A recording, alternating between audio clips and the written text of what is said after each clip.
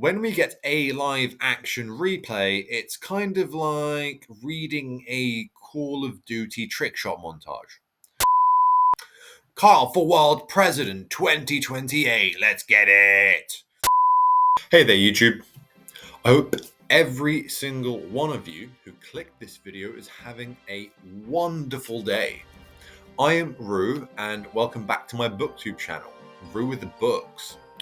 So this video might feel a bit more cozy than usual because I feel like I'm a bit closer to the camera, and that is because my setup has changed a little bit because I'm currently visiting my family. So you clicked on this video, you've seen the title, and you know Dungeon Crawler Carl. Well, that is what I'm going to be talking about. Because I love this series and the virtuoso Matt Dinneman has done a fantastic job of writing this series, at least up to the point at which I currently am, which is I've read the first 5 books. The last one I read was The Butcher's Masquerade. I picked up this series shortly after the release of This Inevitable Ruin, which is the 7th book in the series. I binged books 1 through 5 just like at breakneck speed. I could not get enough. But the thought that, well, I've only got 2 more books, and once I read those books, I'm going to have to wait like everyone else. I won't even have the choice of reading another Dungeon Crawler Carl book. So, with that thought I should slow down, take a breather, read some other books, let some time pass so that when I pick this series up again, we are closer to the release of the next book. I have finally locked in a time for which I feel is appropriate to get to another Dungeon Crawler Carl book. And so I plan on reading some books this month before spooky season. Then I've got a whole catalogue of horror ready for spooky season, which I'll reveal in a few weeks for a spooky season TBR video. And then I've got a few chunkers planned out for November, some long books that I anticipate will take me a couple weeks a pop. And so for that reason, I feel like December is a good time to get back in on some Dungeon Crawler Carl action. So that's when I hope to read the next book. And also to just chill out and enjoy a little bit more LitRPG. I'd like to read a bit more in the genre because the only LitRPG book I have read so far is Dungeon Crawler Carl. So I want to expand my horizons and see what else the genre has got to offer because I absolutely love the premise of gamifying it and adding little achievements, statistics. I enjoy the maths of it and that kind of thing. So yeah. Before I get into it, I want to warn you guys that I will be including some minor spoilers in this video. I don't think anything that I mention is going to ruin your enjoyment per se. But if you want to go in completely blind into the series without any concrete vagaries informing your choices, then maybe you should click off this video. Hope you have a nice beverage ready, because that's enough intro talk. It is time to talk about Dungeon Crawler Carl. But before that, be sure to click the like button and subscribe as well. It would mean the absolute world to me. Thank you and enjoy. So, what is Dungeon Crawler Carl? I would be surprised if anyone at this point doesn't know the basics, but I should cover some ground regardless, just in case you have not. Dungeon Crawler Carl begins with aliens arriving at Earth and using some crazy technology to basically flatten any building or object on the surface. So schools, libraries, cars, all just flattened in a click of a finger. The aliens provide the survivors with a choice: to start fresh and try to survive in a barren wasteland with no buildings, no shelter, or to join the dungeon. If you make it far enough in the dungeon without dying, you will be given a prize. Make it to the very end, and you could even become the ruler of your own planet. All of the flattened buildings and stuff are used to make up a complex network of dungeon deep underground. Oh, and to top it all off, All of this is televised to the entire universe. Crawlers essentially have their own live streams going that the aliens can tune in to watch. And building up a large following is important because when the going gets tough and the odds are stacked against you, a loyal fan base can be what it takes to survive through the resources that they can send your way. To list a few things that I love about the series that are included, there are quests, there are achievements, there are interviews, there are floor recaps, there are factions, there are companies, there are sponsors, there are character classes, there is gear attributes, bonuses and perks. This book, or this series, sorry, is like a video game reality TV show in book form with crazy aliens and action sequences and bonkers plans. What is there not to love? It's fast paced, it's hectic, it's chock full of humor. The characters are lovable. The dungeon brings out the best or the worst in people depending on the type of people that they are. Each crawl is different because the various corporations across the universe take turns running them. Different alien species own these various corporations, and so the biomes or the setups or the floors can vary really, really differently between the different crawls. There is even politics involved between these different corporations or just different factions within the crawl. These politics can evolve in real time, and we do see it happen during the crawl, where events kind of change and the crawls can succumb to the whims of these corporations and the different legislation that comes up and things like that.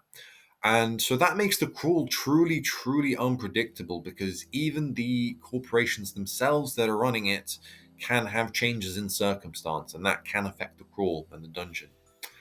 So, with each new book that you pick up, you can expect to get something a little bit different. The series doesn't feel formulaic or repetitive, and for me, it doesn't get boring. Matt Dinnerman always adds something new into the mix to keep you on your toes. And each book, just the setup of each floor is very, very different. You can have a very generic kind of open world, do quests, try to survive one. You can have kind of like a multiverse one. There's one set in a crazy metro system. The setup for each book is truly unique and very different, and it's always an absolute blast to get from page one right to the very end of each book. The characters in this series are absolutely awesome. I'd even go as far as saying they are phenomenal. As a bit of a gamer myself, what I really enjoy about this series is seeing characters level up and acquire better gear to lock in with their builds and get stronger. I really kind of enjoy the theory crafting aspect that goes along with progressing like a character in a game, right? Especially when the possibilities are just endless. It really scratches a certain itch within my brain. In this section, I'm going to talk about a few of the major characters without spoiling anything that they really get up to in the books. First of all, Carl, the man himself. He is our main character. We know this because he is in the name of the series. You might have guessed, but he is also a dungeon crawler. Carl is a shining beacon amidst a very, very bleak situation, with the type of charisma that enables people to come together when their natural instincts might be to distrust one another and stay in their own lanes. He tends to come up with these absolutely ludicrous, crazy plans, which tend to require help from multiple people, and so he ends up taking kind of like leadership roles in each book to come up with ways where the maximum number of people can survive. He doesn't always require help, though. If necessary, he is very capable and can go solo to achieve his various goals. He is an absolute lad, and if you like that character, kind of trope, archetype, then I'm sure that you'll really, really love reading about Carl and his antics. Carl is a bit of a berserker with a tendency to cause things to go boom We all know that explosives are pretty scary, unpredictable, and very, very chaotic. This means that as the stars align for Carl, we get some incredible moments. When we get a live action replay, it's kind of like reading a Call of Duty trickshot montage. Carl is a bit of a rebel.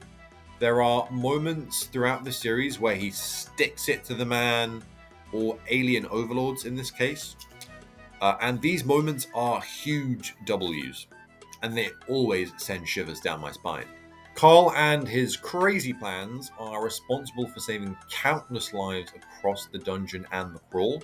That means that he draws in a cast of characters that we are able to love and enjoy, and we get these recurring characters that come back and get themselves involved in Carl's plans. Carl for World President 2028, let's get it!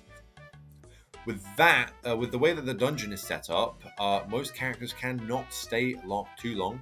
They end up being drawn into their own side quests or have their own side missions that they actually wish to go on, like just grinding to a specific level or trying to unlock something. So it feels double sweet when these characters that we like, that we have seen Carl rescue, come back to help him out or pass on some information that will help him, or just hang out. Up second on my character sheet is Princess Donut, the Queen and Chonk. Truly the most beloved of cats. She is an award-winning feline who can be passionate and romantic. On the night of the dungeon's appearance, she escapes to search for her lover, Ferdinand, which prompts Carl to search for her and leave his apartment just before all the buildings get Thanos'd.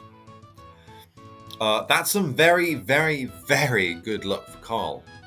Donut is incredibly witty and funny, being a perfect personification of a female cat. She likes a good pampering, but she also relies on Carl. When faced with either going alone or continuing with Carl, she chooses Carl, and that bonds them together for the entirety of the crawl. This is an awesome character-defining moment which sets them up as one hell of a power duo. Since Carl, in close quarters combat, relies on his physical abilities, Donut synergizes well with him as a bit of a mage. She can definitely do some pretty devastating damage as the books go on, but she largely plays more of a kind of like support role for Carl and the other crawlers. Her mage abilities are pretty basic in the context of a world where you can become literally anything. But Dinnerman makes it more exciting because he eventually writes in that Donut chooses a class that lets her become basically a completely different class every single floor. So she gets a very different change of like abilities and powers every single book. This is incredibly awesome because we never know what to expect from Donut in each book. As you keep reading the series, her abilities become more and more bizarre, and it's very tailored to what can be expected of the floor. She's able to keep some aspects of each class she uses, so she ends up with a very strange, eclectic build later on in the books, which is a culmination of a little bit of each class that she's had in each one of the previous books, right? People absolutely love Donut, and for good reason. She's got these kind of like abandonment issues, and considering she's, a cat, has some very emotional and tender moments, but she has these bizarre, ridiculous scenes that just get you laughing as well. She's got everything you need in a character and more. So, if you would like to read about the journey of a berserker anarchist and his talking cat sidekick in an unpredictable, chaotic, bizarre world, oh boy, is this the series for you. Next up, I want to talk about Mordecai. Mordecai starts off in this series as Carl and Donut's mentor. He is included in every crawl as a mentor, but can largely do pretty much whatever he wants after the first few crawls. He has a vested interest in his assigned crawlers making it as far as they can, because the better their performance, the better his bonus at the end of the current crawl. When he is out doing whatever he wants, he can catch up with old friends or continue indulging in his hobbies. He is a very, very, very knowledgeable alchemist, so that he gets up to a lot of that. He is a changeling, so he changes his appearance every floor, and that is a relic of the class that he went for or race he chose when he was doing his own crawl. So we also get these kind of flashbacks and kind of little bit of exposition here and there about what actually happened during his own crawl. I can see it maybe if it doesn't get fully explored in the series itself, being like a side book that Didman writes, kind of like, you know, the Sunrise and the Reaping with Hunger Games. But yeah, so anyway, back to the changeling aspect. Because he is a changeling, it is really, really fun to see what his appearance is on each floor. Because essentially the corporation chooses what appearance, what race he will be, because it's always chosen to be one that is actually present on the floor itself, so it kind of gives a bit of a hint as to what you can expect. He doesn't get the choice himself, so that's really cool.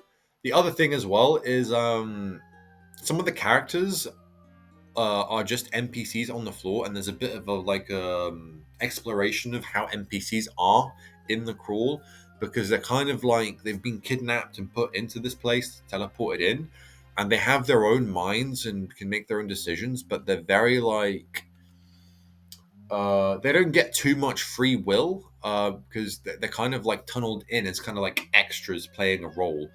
But that's also really cool because these NPCs can be swayed on each floor, and they're not always aggressive, right? So now I'm going to talk about the AI. The AI is an entity that assists in running the crawls. It is a very interesting aspect that different AI are chosen for each crawl, and the one used for Carl's crawl, or the crawl that the book is based on, is an old model, and so it's practically going senile. This means that it frequently behaves very erratically and in ways that go against the corporation running the crawls, against the way that the corporation running the crawls wants it to behave in. It's kind of like having a grandpa that is not going to do what you want it to do because, you know, they just want to do what they want to do. If the AI disagrees with the decision that the corporation makes, it can give it the finger and make massive crawl affecting decisions. The AI is actually quite funny. Because it's senile, it's pretty deranged and can focus in on different things with different crawlers. So like it has like different in jokes that it plays up for each crawler's stream, because I think like the AI kind of voice is included in the live streams, and so it's funny to get like the fans' reactions of like a random event happening. So for example, without spoiling, it has a bit of an inside joke with Carl that Carl's fans absolutely love. The AI is a very interesting thing to follow. It has its own voice and comes up with these funny, ridiculous lines whenever it announces practically anything, even things that are super mundane. Matt Dinnerman's take on a game show AI is truly genius, and it is part of the reason why the series feels so warm and comfy so very often, because it's just like having a cheesy game show host just kind of like overdub everything that happens for each crawler. There are plenty more major and minor characters to experience within the crawl. I don't want to give too much away because this series, it has so much to have fun with and enjoy. So many great storylines it tells and character arcs that it goes through. Some characters are humans, some characters are pets that gain the ability to talk and also participate in the crawl as sentient entities. There is so much variety with the characters, and especially with the fact that they can go into their own builds and just be as preposterous as one another. The humor in this book is very divisive. I fall into the camp of being someone that really enjoys it. And I think the humor is layered in multiple ways, and I'll explain what I mean by that in just a minute. I think if you can tolerate the humor or enjoy it, this series is going to be absolutely fantastic for you. And that's probably one of the best ways, I think, to judge whether you will enjoy it. In the other camp, if you don't like the humor in books 1 and 2, if you make it that far, then you probably will hate the rest of the series, and you can probably make the decision that you'll just stop there and then. The first way in which this series is funny is that the way in which a lot of the scenes are set up are incredibly absurd. Matt Dinniman has a great way of describing the scenes, which makes you be able to imagine them perfectly. And that thing you're imagining in your brain, well, it's ridiculous. Some parts of it feel like satirical caricatures. Some of them are just dumb. You get a kind of mental snapshot of something silly and stupid that it feels warm, and then when the picture is finished being painted, you can just sit back and have a good giggle. The second way in which the series is funny is through the achievements and the AI. I think, from what I've heard, a lot of the criticisms this kind of aspect of it can be really annoying. But if you don't mind it and in fact enjoy it, then you're going to like. It's just one of the things that just can make you really love the series. For example, a lot of the achievements are very, very backhanded compliments. And when you're the outsider reading Carl, you can kind of put himself in his shoes and be like, well, that was kind of messed up. But as an outsider, it's also really, really funny. And it kind of like the AI just acts very, very condescending to the crawlers. Loads of these achievements are kind of like punchlines, and sometimes Carl gets a load of them in just one go, which I guess can be a bit overwhelming. But if you like it, you like it, right? The AI itself says a lot of silly, dumb stuff that just gets you laughing. The humor in this series feels very, very modern. If you're a millennial or a zoomer, you're likely to get most of the pop culture references that Matt Dinniman makes. The main downside to this form of humor is that someone that reads this series in 40 or 50 years might not get as many of the jokes as we do, and therefore, I mean, the time to read this series it really is now. If you're like some kind of like literature historian in 40, 50 years and you stumble across this video, hello. Hope you enjoy this series. It's fantastic, and maybe you've studied up on the jokes and you get them. Hell yeah! I reckon if you are the kind of person that likes Rick and Morty, you're likely going to resonate with the humor that Dungeon Crawler Carl has. The humor does get more and more unhinged as the series goes on, just partly because he's kind of found his stride and it just gets more and more absurd. And I've already mentioned how the absurdity is part of the charm and why it is funny. So if you like what you're getting in book number 1 and book number 2, expect it to get even better because this series just goes up and up and up. It just gets better and better. The action in this book is extremely compelling and very creative. Matt Dinniman is able to give his characters practically any power he wants within their respective builds, and these powers tend to be incredibly ridiculous. So Matt Dinniman has a very broad canvas on which he can paint with masterful brushstrokes. Therefore, when he groups multiple characters together and sets a roadblock directly in their path, he is able to choreograph absolutely phenomenal action sequences for these characters to execute bonkers plans. The action is incredibly exciting, and when a long-awaited bit of action comes, so something that might have been teased at the start of the book that is going to happen at the end of the book, because usually like there's some kind of prompt like this is going to happen at the end of the floor, then it's just insane. I always find it really hard to separate myself from my Kindle when I'm reading these action parts at the end of these books, because they just grip you left, front, back, and center, just all the way. The action in this series is incredibly broad. There are battles against hordes of monsters, which can be practically any race or species, with multiple weapon types and magical abilities. We get boss battles, fights against elite NPCs. There is so much juicy action, and it's very, very, very exciting. I found that it was all fast paced, chaotic.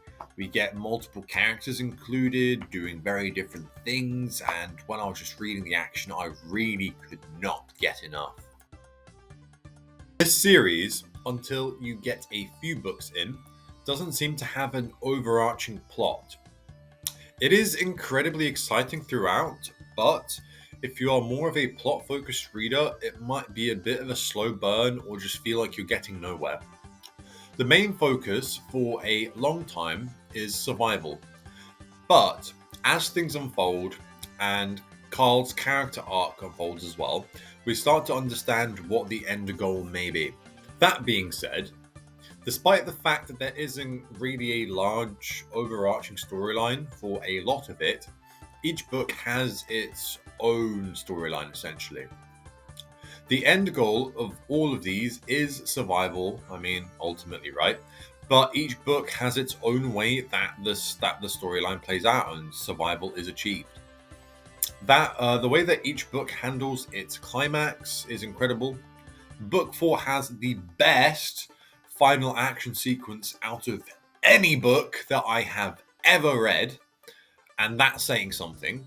Book 5 is even more chaotic than Book 4, but I don't think it resonated quite as much with me emotionally as Book 4 did. Not to say that it was bad though, because it was great. Then, going the next layer down, we get some fantastic character arcs unfold throughout these books. I don't know what to say without spoiling things, but they are epic. Most of the major crawlers have some kind of character arc with how brutal the world that they are inhabiting is, where they have, hurdles they have to overcome, and they learn new things and how to handle these situations, and just more about the world that they're set in. Because I mean, when they are put into the crawl, they basically know nothing, and they have to learn about their surroundings as they go from floor to floor and interact with all these NPCs, these characters, these other like factions and aliens and stuff. Aside from the overarching plot, storylines for each book and character arcs, as I've previously mentioned, we also have quests. Quests are essentially TV shows that are being filmed by various studios in the dungeon itself. Crawlers can accept quests and play a part within these TV shows, and they kind of act like celebrity cameos, because the main thing that all these different aliens are tuning into is the crawlers themselves. It's kind of like watching like a IRL streamer do something. That's going to be more exciting because it isn't scripted. But sometimes you might just be in the mood to watch, like, I don't know, Vampire Diaries or something. So it's a bit like that. And yeah, so the crawlers can turn these entire TV shows on their heads, because you can't really predict what someone that hasn't been scripted in or hasn't read the script is going to do. They can be guided, but you never know what decisions they're going to make just in the present, right? So they always add a bit of like chaos to the whole shebang. The quests are a cute little addition to the books, but they aren't incredibly important to the crawlers themselves, or the crawl itself. But participation in these quests can give the crawlers some nice little rewards, and it's also very interesting that like essentially one storyline or one quest can be split multiple ways, where you actually have crawlers going against each other for the reward. So yeah, there is some drama there. Oh my gosh. I mean, everyone knows this. Books are an incredibly subjective experience. So, what I enjoy might be something that you hate. I love this series and have never really been disappointed, but in this section, I will outline a few things that people might encounter that they might not be huge fans of. Firstly, as I've already stated, the humour won't be for everyone.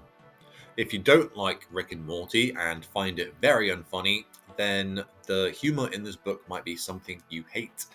If you don't really care about pop culture and its references, or find sexual or crude stuff unfunny, you might not like it and even hate it. Secondly, the fact that for quite a few books there isn't a hugely overarching story might be a negative for more plot focused readers. I personally think that this is a great series to just go in and have fun with.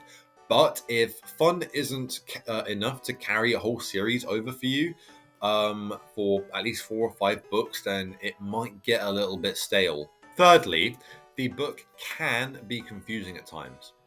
For example, the whole layout of the third floor is a metro system, and basically you can change lines by changing trains at specific stations, and um, it just is a bit confusing. So personally, once you get to that book, if you do get to that book, I would just recommend basically trying not to dig too deep into it, because it's not that important to know the exact layout and that kind of thing. It doesn't play like an important plot device or anything. Um, but if you don't like being completely sure of what's going on in that kind of case, or getting like the lay of the land, the geography might be a bit off-putting. I also thought that, at least in the earlier books, the planning sections for Carl's plans and the action sequences that result from those planning sessions was a bit confusing. If you're someone that has to be completely immersed and know exactly what's going on with the action, the first few books might be a bit tough. However, I did find that Matt Dinneman's writing for the action did improve over time, which is funny because it should actually get more confusing as more of these powers become relevant and everything. So yeah, basically what I'm trying to say is you might be a bit lost for a few books, but I think it does get better over time. So if you can stick it out, you definitely should. Fourth on the list of cons is achievements. I have heard that it can be a bit overwhelming, especially if you listen to the audiobooks, to get these constant notifications and stuff going on. And that is kind of an issue, because a lot of the fan base do recommend the audiobook and are massive fans of the audiobook. I like gaming and I like getting achievements, so I didn't mind it. And in fact, I get quite the dopamine rush just experiencing with them through Carl. Um, and I also didn't listen to the audiobook, so I wasn't like audibly overstimulated the whole time that they were happening.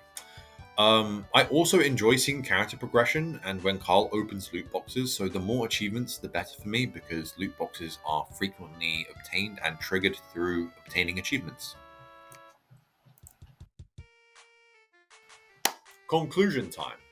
Firstly, Dungeon Crawler Carl is an absolute behemoth of the lit RPG genre and has taken the book community by storm. I love this series because when I read it, I am having fun and it feels like a warm, cozy blanket. For me, fun is a great thing. It's like the one of the things I want most in books, and that's a big thumbs up for me. This series has a large emphasis on humor, and so if it's not your thing, it may be very off-putting. I personally love the humor, and I'm laughing all the time when I read this series. So once again, fun me, hell yes. If you are a plot-focused reader, you might be put off by the lack of an overarching plot, at least for the first 4 or 5 books. And reading that many books does take a lot of time, so it is a bit of time investment if you're a plot-focused reader once again. This dungeon class system is incredibly well fleshed out and offers characters with an incredibly broad range of skills and powers. This lends itself to the action because it means the action sequences are incredibly compelling and creative and keep me gripped to the pages. The characters are very interesting and diverse. They go through a lot of things in this series, and they have very good character arcs that I personally enjoyed. I found each book in this series very interesting, and they all work great as standalone books. Not that I'd recommend reading them standalone, but what I mean to say is the only reason that they aren't really standalones is because you might have missed some kind of power upgrades that Carl would have acquired, or missed like a kind of like an interview where some drama unfolds and kind of grudges happen. So chronology is important in this series, but like what I mean to say is every story in itself, each floor is kind of standalone. Like if the important events didn't happen, like you could swap one floor for another, really. And this series has a lot of things to love, so long as none of the negatives really put you off. Thank you so much for watching this video. If you have made it this far, I hope someone brings you a cookie today. If you love Dungeon Crawler Carl, be sure to like this video. I plan to get a review out for the 6th book once I get around to reading it around November, December, so stay tuned. And anyway, until next time, Rue out.